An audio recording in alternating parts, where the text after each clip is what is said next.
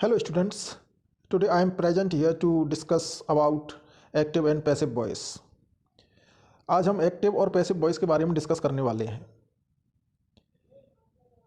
तो मैं आपको पहले एग्जांपल दूंगा, फिर उसके बाद उसको एक्सप्लेन करने की कोशिश करूंगा कि ये पैसिव वॉइस कैसे बना। तो पहला एग्जांपल हम लेते हैं, someone gave her a bulldog. Someone gave her a bulldog, किसी ने उसको बुलडॉग दिया। In this sentence we have two objects. इस सेंटेंस में हमारे पास दो ऑब्जेक्ट हैं, एक तो है हर और दूसरा है बुलडॉग। तो एक तो कहलाएगा डायरेक्ट ऑब्जेक्ट और एक कहलाएगा इनडायरेक्ट ऑब्जेक्ट। तो इसमें डायरेक्ट ऑब्जेक्ट है बुलडॉग और इनडायरेक्ट ऑब्जेक्ट है हर।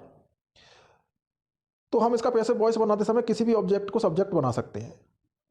सो there are two passive voices possible of this sentence. इस सेंटेंस के दो पैसिव वॉइस संभव है। तो पहला तो बन जाएगा, सी वॉज गिवन अ बुलडॉग। इसमें एजेंट को लिखने की कोई आवश्यकता नहीं है, क्योंकि वो समवन है, तो समवन को बाई लगाकर लिखने की आवश्यकता नहीं होती, आप अच्छी तरह जानते हो। तो पहला इसका पैसिव वॉइस बनेगा, सी वॉज गिवन अ बुलडॉग। यहाँ पर हमने इनडायरेक्ट ऑब्जेक्ट को सब्जेक्ट बनाया है। और दूसरा जो सेंटेंस या पैसिव वॉइस हम बनाएंगे उसमें मैं शायद गलत बोल गया। मैं ये कहना चाह रहा हूँ कि हमने ये जो पहला वाला पैसिव वॉइस बनाया है, इसमें हमने इनडायरेक्ट ऑब्जेक्ट को ही सब्जेक्ट बना दिया है। और दूसरा वाला जो सेंटेंस हम बोलने वाले हैं, इसमें हम डायरेक्ट ऑब्जेक्ट को ही सब्जेक्ट बना देंगे। तो सेंटेंस किस तरह से होगा, a bulldog was given to her. तो जो इनडायरेक्ट ऑब्जेक्ट था उसको टू लगा करके लास्ट में लिख देंगे। तो सेंटेंस क्या होगा, पैसिव वॉइस क्या होगा, a bulldog was given to her. तो इस तरह से हम दो ऑब्जेक्ट आने पर भी एक्टिव से पैसिव बना सकते हैं। एक सेंटेंस और लेते हैं हम, वो भी थोड़ा डिफरेंट टाइप का है। And the sentence is, smoke filled the room. Smoke filled the room. Smoke means होती है धुआं। धुएं ने कमरे को भर दिया, यानी कमरे में धुआं धुआं हो गया, धुआं फैल गया। तो हम सेंटेंस एक्टिव में बना रहे हैं, स्मोक फिल्ड द रूम। तो हम इस सेंटेंस का एनालिसिस करें तो इसमें स्मोक सब्जेक्ट कहलाएगा, फिल्ड वर्ब कहलाएगा। तो इस तरह से हम, और द रूम हम इसको ऑब्जेक्ट मान सकते हैं। तो इसमें यहाँ पर हमको देखने में तो ऐसा लग रहा है कि जो इसमें डूअर है वो है स्मोक, कर्ता, एजेंट। लेकिन यहाँ पर हमको स्मोक को एजेंट नहीं मानना है, इसलिए बाई नहीं लगेगा इस सेंटेंस में। जैसे हम कहते हैं ना कि बाई हर, बाई देम, तो पैसिव वॉइस बनाते समय इसमें बाई नहीं लगेगा, इसमें लगेगा विद। तो पैसिव वॉइस कैसे बनाएंगे हम इसका, एक्टिव था आपका स्मोक फिल्ड द रूम, और पैसिव इसका बनेगा the room was filled with smoke. ध्यान रखना, with smoke. The room was filled with smoke. इसी तरह से एक सेंटेंस और लेते हैं हम, पेंट कवर्ड द लॉक। बिल्कुल इसी तरह से है जो प्रीवियस सेंटेंस था अपना, उसी तरह से पेंट कवर्ड द लॉक। ये तो आपको बताने की आवश्यकता है नहीं कि ये पास्ट टेंस का या सिंपल पास्ट का सेंटेंस है। सिंपल पास्ट को जब भी हम पैसिव वॉइस में चेंज करते हैं तो वॉज या वर प्लस पास्ट पार्टिसिपल, जिसको आप थर्ड फॉर्म कहते हैं, उसका हम प्रयोग करते हैं। तो सेंटेंस है हमारा, पेंट कवर्ड द लॉक। तो इसका पैसिव बनाते समय वही बात हमको ध्यान रखनी है जो हमने पिछले सेंटेंस में रखी थी। तो इसका पैसिव हो जाएगा, the lock was covered with paint. By paint नहीं करना है, हमको करना है विद पेंट। सेंटेंस फिर से सुनिए आप, the lock was covered with paint. तो आप ये सोच रहे हो कि हमने इन दोनों सेंटेंसेज में, स्मोक वाला सेंटेंस और ये पेंट वाला सेंटेंस, इसमें हमने बाई का प्रयोग क्यों नहीं किया, वाई के स्थान पर विद का प्रयोग क्यों किया।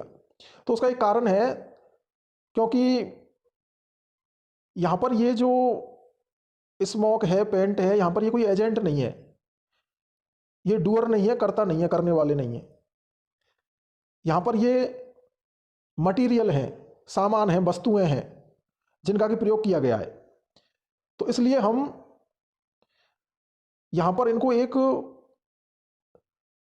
मटीरियलिस्टिक थिंग या मटीरियल नाउन मान करके चलेंगे, और इसलिए हम इनको एजेंट के रूप में प्रयोग नहीं कर सकते और इनके साथ हमको विद का प्रयोग करना है।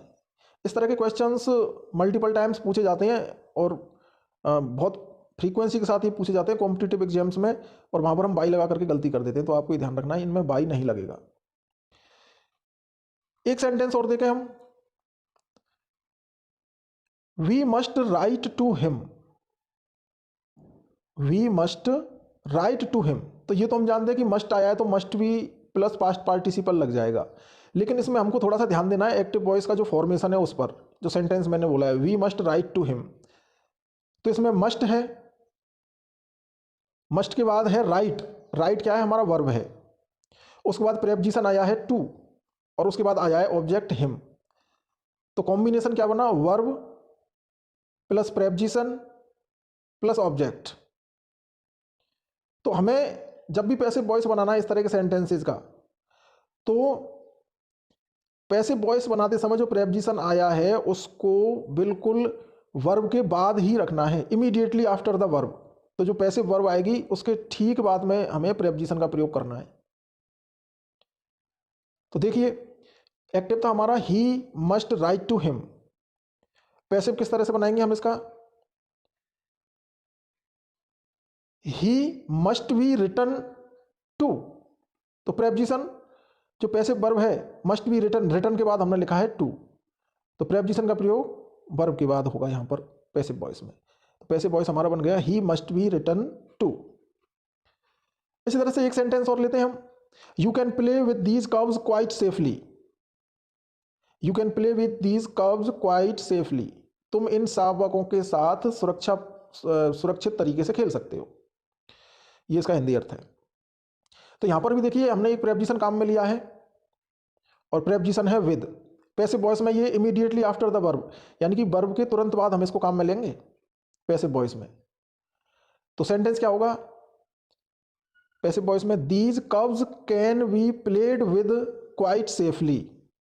तो प्लेड के बाद आया है विद, तो प्रेपोजिशन के यानी प्रेपोजिशन का प्रयोग हमने जो किया है वो पैसिव वर्ब के बाद किया है। तो ये आपको ध्यान रखने दोनों सेंटेंस। पहला था he must write to him, passive voice बना इसका he must be written to.